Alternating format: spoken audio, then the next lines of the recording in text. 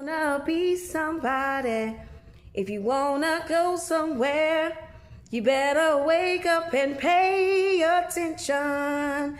If you wanna be somebody, if you wanna go somewhere, you better wake up and pay attention. Because the next song in my head is, it's a different world than where you come from. Here's our chance to make it.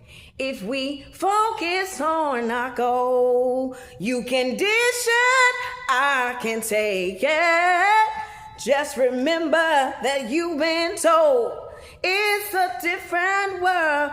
It's a different world than where we come from. It is a different world than where we come from. The days is not the same. The nights is the different too. Everything's look different and nothing feel quite the same. It's a different world. I see it every day. I'm like, I don't recognize this world, but this world looks sometimes a little bit familiar. When I look up in the sky, I still see the sun. It's still shining so bright. At nighttime, sometimes I see the moon, and other days I don't. Sometimes I even thought I saw two stars twice. I'm like, is those two stars, or we was looking at are those planes? But then I saw the two stars that looked like they were two stars that was following me and leading me and guiding me. And when I say that, then I think of that on my journey, of this part of my journey, my Sojourner Truth type of Harriet Tubman type of journey.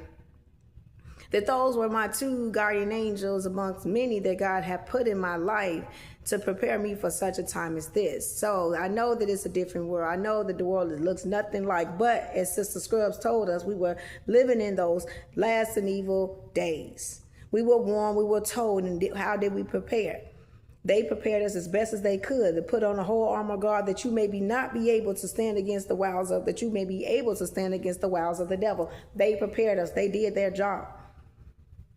They told us and told us and told us and things like that. And the world they saw, we couldn't imagine. And now the world that they saw, I not only can imagine, I have the unfortunate of living in a time such as this. Their hate is on an all-time high. Their love and forgiveness is something of a past tense, and like it's part of a sentence, and it's like it's a pronoun or it's a noun or it's a verb. What is this?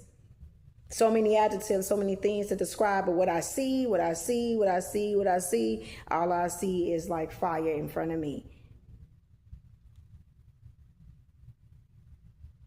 So that's just a little bit from your girl.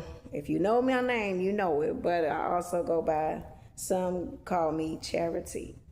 I am love, because love bears all things, love fills all things, love never fails. But in America, you see, this place I see, do you see what I see? But so, if you wanna be somebody, if you wanna go somewhere, you better wake up and pay attention. You better get up and get out and get something. How you gonna make it if you never even try? You need to get up, get out, and get something. Like I said, don't let your whole life pass you by. It is so many people that I have so much respect for beyond how they're influenced. So as I have been working on my book for a very long time now, but thanks to James Baldwin, I do not feel as bad. And when I just started reading, shucks, I forget the name of it, Across the Redemption, I think that's what I'm on. I can't remember which one I'm reading right now. But anyhow, James Baldwin in his book, one writer was struggling for 17 years and the other one was like double digits. I'm like, I don't feel like technically I've not been working on the book that long, but as she said, if you feel like you're a writer, I'm like, I have been writing things down for such a long time for these last few years and not knowing why, but God has started putting things and stuff on my heart years ago. I have so many notes and people, I thank everybody who participated in my thought-provoking conversations and things, the topics of asking, like we asked about monogamy, if monogamy is still a thing, or is it an illusion or is something real? And, I've said, I thought then that it to be an illusion because all the men that I know, all of them are in marriages and they were definitely all having extracurricular activities. So like, it is an illusion for them. Their wives probably have no idea. And then I thought about it from like the old days of how, Papa was a rolling stone. Wherever he laid his hat was his home. And when he died, all only left us was the in debt alone. But that's what people do. Like, there's no generational wealth, anything, and nothing is being passed down.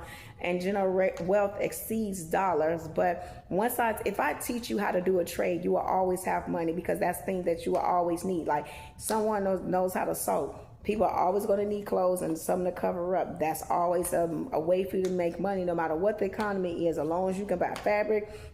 Here, you don't even have to buy fabric. You can take this fabric and turn it into something else. The possibilities are endless when you know a basic trade about sustaining life, and when famines and things come. How do you prepare? What would you do if a famine struck tomorrow? Or can you survive through a 3-year famine? If you can't survive a 3-year famine, you can't survive a 7-year famine. Because Second Samuel, was it 21 about the 3-year famine?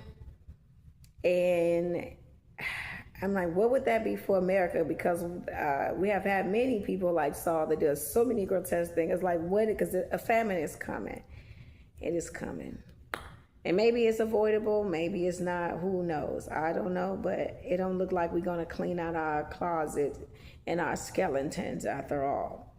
So I thank everybody. This video probably would never make the web, but because I look crazy. But I had to look cute, at least for myself. But I'm like, don't get too close. I got all these blemishes and all this stuff on my face. It's just, I'm not used to this.